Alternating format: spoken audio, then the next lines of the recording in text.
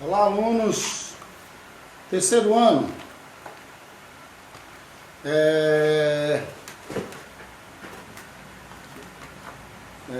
Terceiro ano, né? Então, vou falar diretamente para você, minha amiga, meu amigo, do terceiro ano, europeus portugueses e os negros africanos. Mas ele recebe outras pitadas. Essas pitadas são dos italianos, espanhóis, alemães, japoneses, sírio-libaneses e por aí vai.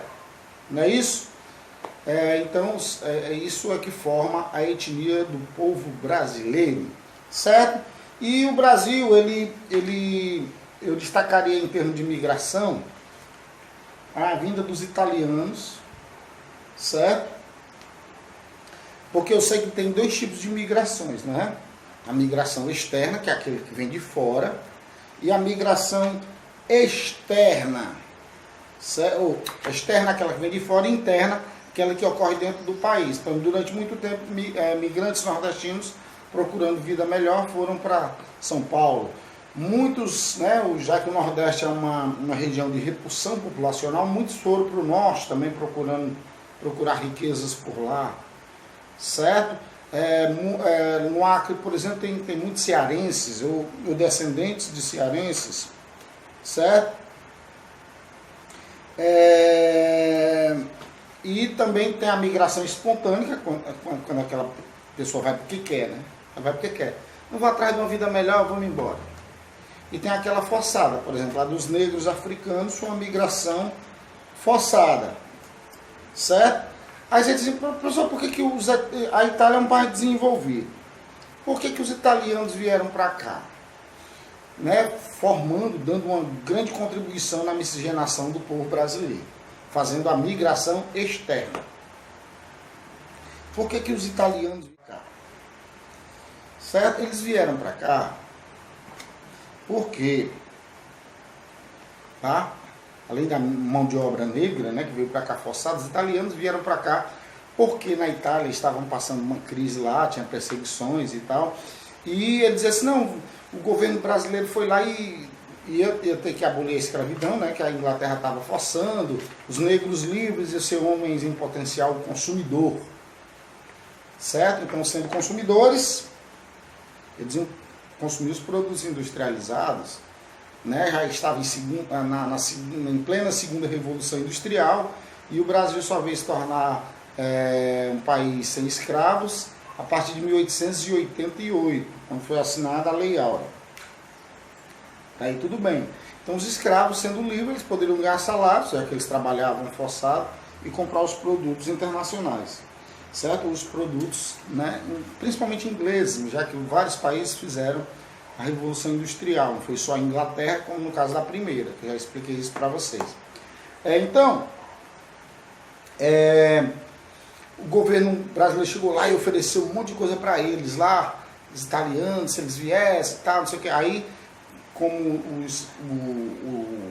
o negro não era mais escravo, eles precisavam de alguém para substituir o negro na lavoura do café.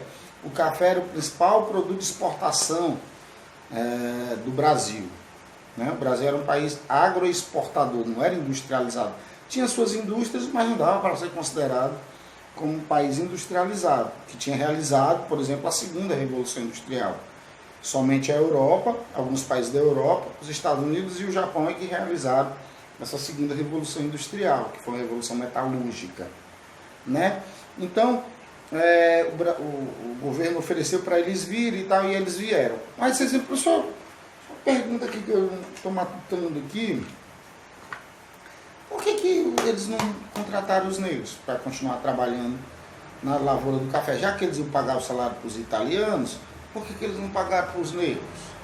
Porque, depois de ter batido, ter escravizado, ter espancado, ter perseguido os negros, os barões do café, né, ia ficar um constrangimento entre eles. Os negros por terem apanhado, agora seriam homens livres.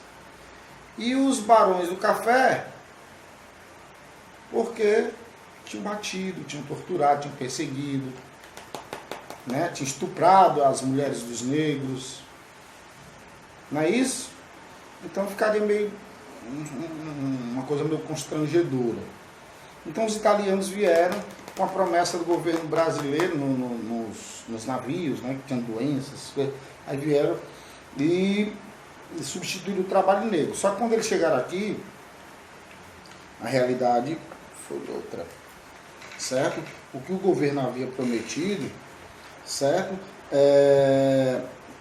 Não foi seguido à risca, certo? Então muitos italianos, certo? Claro, foram se reproduzindo aqui, vamos dizer assim, né? E vieram os descendentes brasileiros agora dos italianos, né? Porque teve a miscigenação entre brasileiras e italianos, entre italianas e brasileiros, foram nascendo crianças aqui no Brasil, resultado dessa miscigenação. Então contribuiu para a formação da etnia brasileira. Mas principalmente onde foi? Onde estava a maior parte das lavouras do café. E onde é que elas estavam? Estavam em São Paulo. Então eles desembarcaram pelo Porto de Santos, né? Foram trabalhar, a maioria foi trabalhar nas lavouras do café. Como que o governo tinha prometido não era tão bom, certo? Diversos deles foram botando pequenos negócios e até pequenas indústrias, pequenas fábricas, certo? Como lá na Itália eles já tinham experiência nesse campo, certo? Então eles montaram pequenas fábricas. Nem todos eles foram trabalhar na lavoura do café. Isso até contribui, certo? Para um pouco da industrialização do Brasil. Pronto, então não tinha uma lei para a questão migratória no Brasil. Então era fácil entrar no Brasil, certo? Então, a partir de 1934, sim, só complementar a história dos italianos antes de entrar aqui na história do Vargas. Então, os italianos, eles vieram, trouxeram seus hábitos, inclusive sua culinária, por isso que a gente come pizza, coisa boa, né? Lasanha, né? Que eles trouxeram sua culinária, claro, também. Tá? Em 1934, entrou em vigor no país a Lei de Cotas de Imigração, estabelecendo para cada nacionalidade uma cota anual para imigração de até 2% do total que houvesse entrado no país nos últimos 50 anos. Então, já no governo Vargas, ele começa a implementar a industrialização e também estabelece cotas de imigração, certo? Lá atrás, o governo português, ele incentivou a vinda de muita gente para cá, principalmente da Europa, para fazer um branqueamento da população. Quer dizer que aqui a população era de selvagens, de negros, de índios, então era bom misturar. Então eles fizeram isso, certo? Já o Vargas ele já começa a limitar a entrada de pessoas, que aí no caso elas entrariam e seriam, se elas entrassem de qualquer jeito, seriam imigrantes ilegais, certo? Aí, claro, começa-se a migração interna no Brasil mais intensamente, indo atrás dos ciclos da economia, ou seja, onde eles se desenvolviam.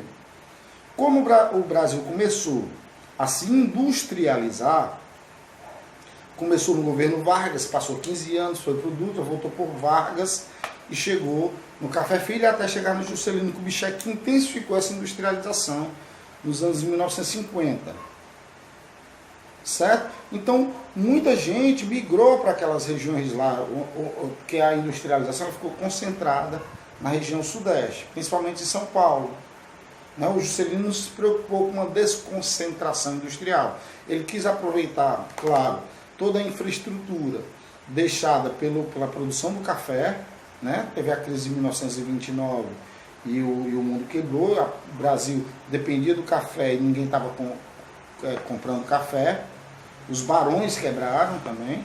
Por quê? Porque as pessoas não tinham o que comer, a prioridade não era tomar café, né? Então aí veio o Getúlio Vargas com outra mentalidade, começa a industrializar o Brasil, começa com as indústrias de base. Faz a que a gente chama de lei, né, de cotas, certo? A lei de cotas de imigração, certo? Tem aí na página, se você olhar, 161, falando dessa lei de cota de imigração, né?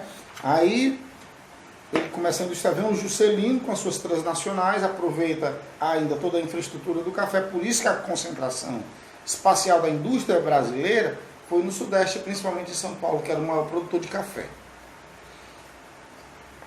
Ok? Ok. Então, como o governo tinha limitado essas imigrações, ou seja, a migração externa, começou a haver um movimento da população, mais uma questão interna. Então, muitos nordestinos, principalmente fugindo da seca, e outras coisas também, mas principalmente da seca, foram tentar a vida melhor lá em São Paulo. Né? Porque a indústria não é só para você trabalhar nas máquinas, você tem que ter alguém para varrer, tem que ter alguém para recolher o lixo, né? Tem que ter alguém para fazer os serviços gerais, como a gente chama. Então muitos começaram assim a aprender porque para trabalhar na indústria tem que ser um técnico especializado. Né? Então não é assim, não é só chegar lá e começar a trabalhar. Se as pessoas não sabiam nem ler, né? Como é que ia entender todo o funcionamento das máquinas? Aí começaram a aparecer os cursos técnicos para que eles pudessem trabalhar nas indústrias. Né? Inclusive muitos nordestinos fizeram e conseguiram um bom retorno financeiro, porque aprenderam a mexer nas máquinas. Não é isso? Pronto. Então, foram para lá. O Juscelino resolveu mudar a capital do Rio de Janeiro para Brasília, construindo uma grande cidade planejada, né? Pelo urbanista, que foi o Lúcio Costa, né? Que projeta toda a cidade, de uma maneira geral, um projeto mais na área da engenharia civil, certo? E um arquiteto para fazer os projetos individuais, né? Palácio do Planalto, muitas outras coisas, né? A esplanada dos ministérios e tal, tudo planejado, com rua planejada, fio por debaixo da terra, sem você ver fio, né? Como a gente vê aqui em Fortaleza, que é os postes lá, os fios lá, tudo enganchado, da luz, ia dizer da água não tem não, da luz, da internet, de um monte de coisa, né? Dos telefones e tal, e é aquele enganchado, emaranhado de fios, né? E a coisa ruim de se ver lá em Brasília, não, tudo foi planejado. Então, muitos nordestinos foram para lá, né? Os candangos, né? Então, ajudaram na construção de Brasília. E muitos ficaram por lá, morando lá, né? Certo? Com suas famílias. Né? Então, tem muito nordestino em Brasília também, no Distrito Federal em si. Que o Distrito Federal seria o Estado e Brasília a capital do Brasil, ali dentro do Distrito Federal, de onde saem as radiais, as rodovias radiais, certo? E de onde é administrado o Brasil de uma maneira geral. Não é isso? É isso. Então, durante, vamos botar assim, os anos 50, os anos 60, os anos 70, muitos nordestinos migraram tentando uma vida melhor em São Paulo. São Paulo ficou conhecido como Sul Maravilha. Eu não sei se vocês sabem, cearense tem tanta fama de trabalhador, é gaiato, mas tem tanta fama de trabalhador que dizem que algumas indústrias chegavam a tirar empregados, não os especializados, porque cearense não sabia mexer nas máquinas. Para fazer os serviços gerais, chegava a tirar gente para botar cearense pela fama de trabalhador que cearense tem, de gaiato, mas também de trabalhador. Tá certo? Então, foi sair, claro, os cearenses por lá, ao longo do tempo foram nascendo os filhos dos cearenses, dos nordestinos, dos piauienses, dos pernambucanos e de outros lugares também da região norte, do centro-oeste, que também migraram ali para tentar conseguir uma vida melhor lá em São Paulo, certo? Então, os descendentes nordestinos foram construindo a cidade, ajudaram a construir a gigantesca metrópole que é São Paulo, a maior cidade do Brasil hoje. Então tem gente que até discrimina, mas não entende que o nordestino e seus descendentes também contribuíram para construir a grande metrópole da América do Sul, certo? Que é São Paulo. Tá? Com o tempo, né, as indústrias foram ficando indústrias de TIs, de tecnologia de informação, de alta tecnologia, veio o período técnico-científico, o Brasil veio acompanhando a partir dos anos 80 esse período técnico-científico, que as fábricas precisavam cada vez menos de de gente e cada vez mais de técnicos especializados, de alta qualidade, com muito estudo. Certo? Só que se consegue isso com muito estudo. Entendeu? Então, quer dizer, aqueles empregos foi faltando para quem não tinha estudo. Certo? Então, emprego para técnico especializado não falta, mas para aquele que sabe só o beabá das engrenagens, começou a faltar emprego. O Nordeste começou a superar questões históricas, né, como a falta d'água, porque os açudes foram sendo construídos. Né? Não, entenda bem, o Nordeste não superou a questão da falta d'água. Seca no Nordeste, estiagem no Nordeste vai ter, só se tiver uma grande mudança climática. Historicamente, naturalmente, né, da história natural do planeta, isso é uma coisa que acontece há muito tempo e ainda vai acontecer durante muito tempo. É uma questão natural, questão climática do Nordeste. A maior parte do sertão nordestino é de predomínio tropical semiárido, da caatinga. Então sempre vai ter problema aí. Chove muito, mas um período só, e o outro período que fica sem chover, né, acaba. Mas foram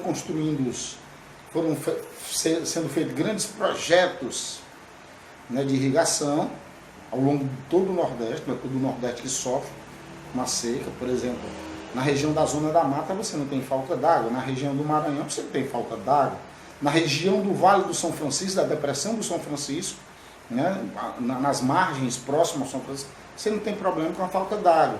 No Rio Parnaíba você não tem problema com a falta d'água. Tem água lá, os rios são perenes. Então não se tem problema em algumas partes, mas em algumas outras áreas falta água. Mas aí foram sendo construídos açudes e esses impactos da questão natural, ambiental, climática do Nordeste foram sendo diminuídos. Tá certo? E houve, por parte dos próprios governos dos estados, incentivos às pessoas a ficarem nos locais. Fortaleza, Salvador, Recife também começa a se industrializar, né, que é uma coisa boa. Outras cidades também começam a ter seus respaldos em termos de industrialização, seus resquícios em termos de industrialização. Tá? Então, nós temos aí o povo do Nordeste começa a voltar a partir dessa nova realidade. Tem condições, vem programas assistenciais do governo, então o povo começa a voltar. Tá? O povo começa a voltar para casa, começa a voltar para o Nordeste. Tá? Então é o que a gente chama de migração de retorno, tá bom? No caso, migração interregional, certo? É claro, eu posso migrar de uma cidade para outra, eu posso migrar de um estado para outro, evidentemente posso migrar de uma região para outra e de um país para o outro, que seria a migração externa. Não é isso? Você vê aí na página 164 e 165 da sua apostila, estamos usando a apostila, não vamos dizer que eu não uso a apostila não, certo? Você vê a migração, certo? Por conta, e claro, o que vai atrair, o que vai fazer com que as pessoas saiam dos seus lugares?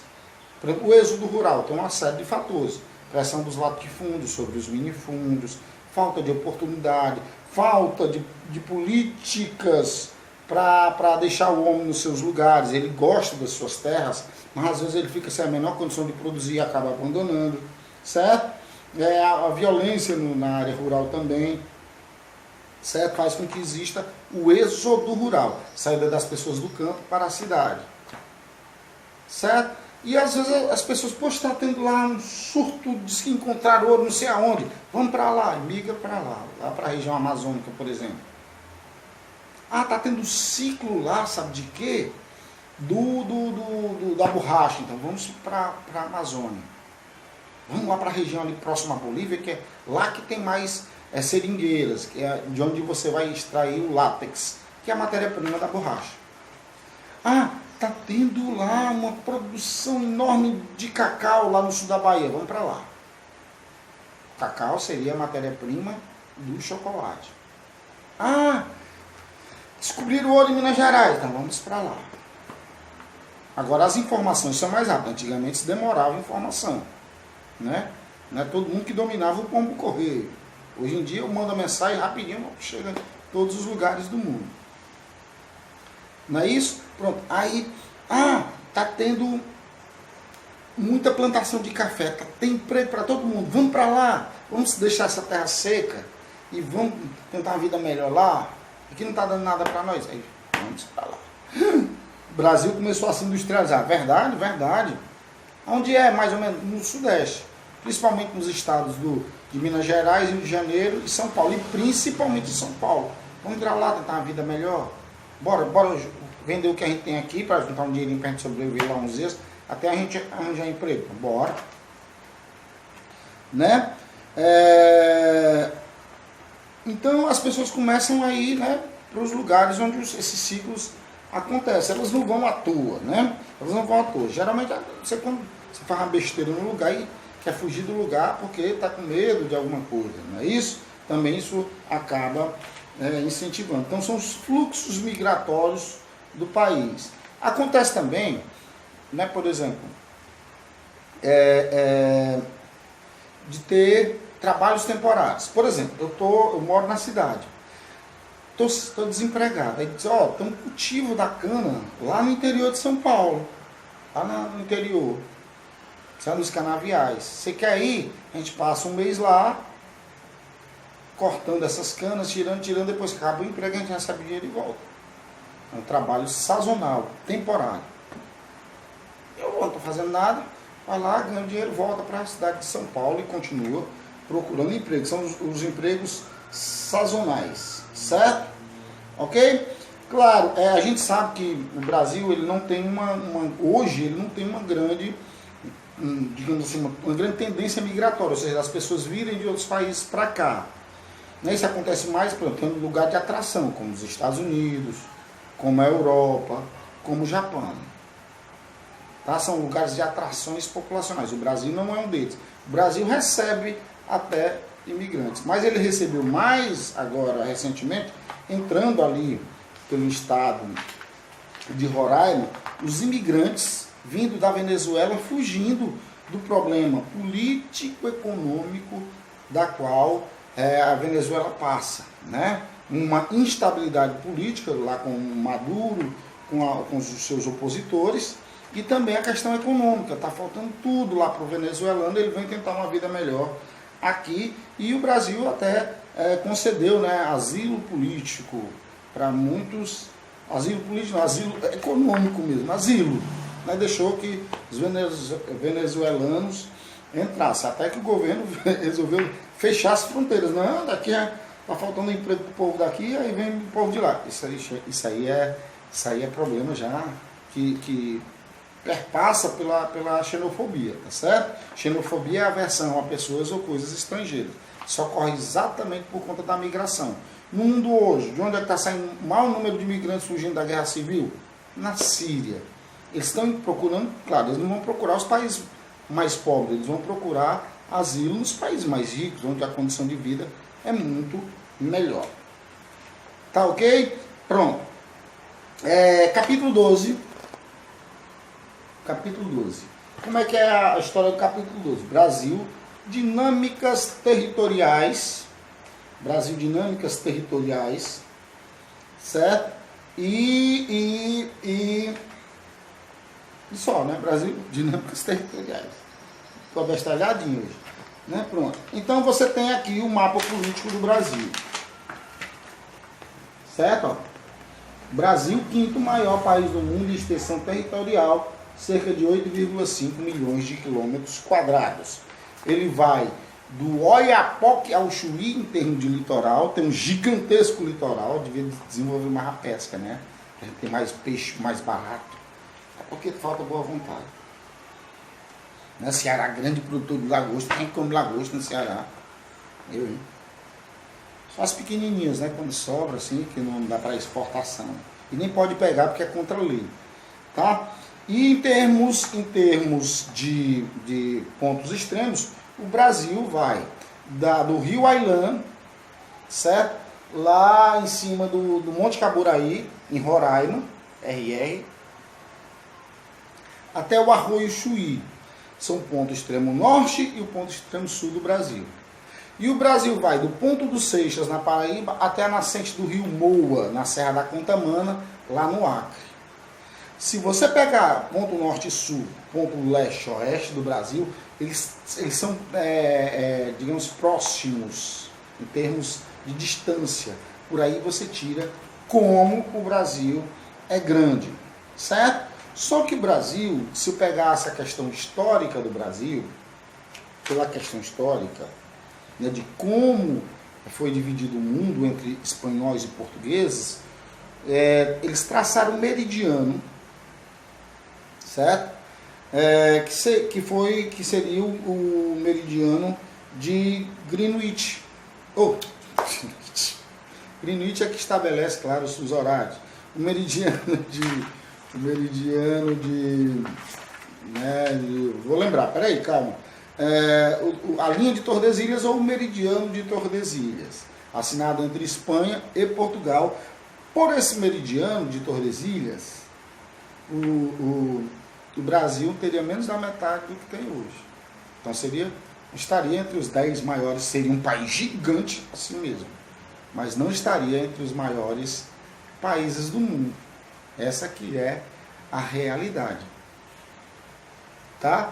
Então, pelo meridiano de Tordesilhas, pela linha de Tordesilhas, pelo Tratado de Tordesilhas, certo? Assinado em Tordesilhas, certo? O Brasil seria menos da metade do que ele é hoje. Tá bom?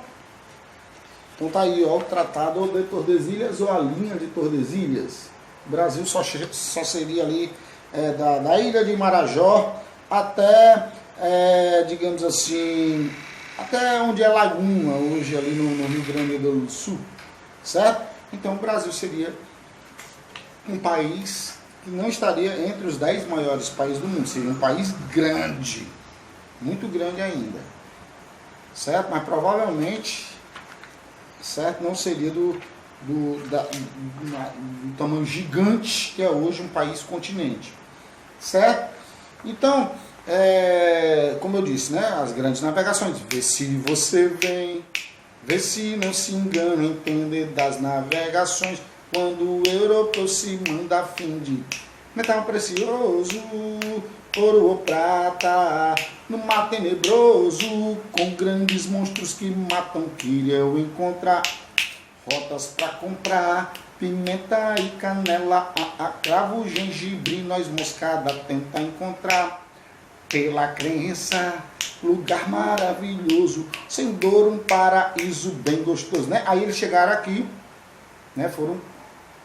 Tem toda aquela história lá do mundo redondo, do Colombo e o rei da Espanha, né, e tal. Você já tem um cara que quer de saber. O fato é que chegaram no Brasil, né, o Brasil passou a pertencer a Portugal e todas as outras terras seriam da Espanha. Então, mais da metade do Brasil seria espanhola.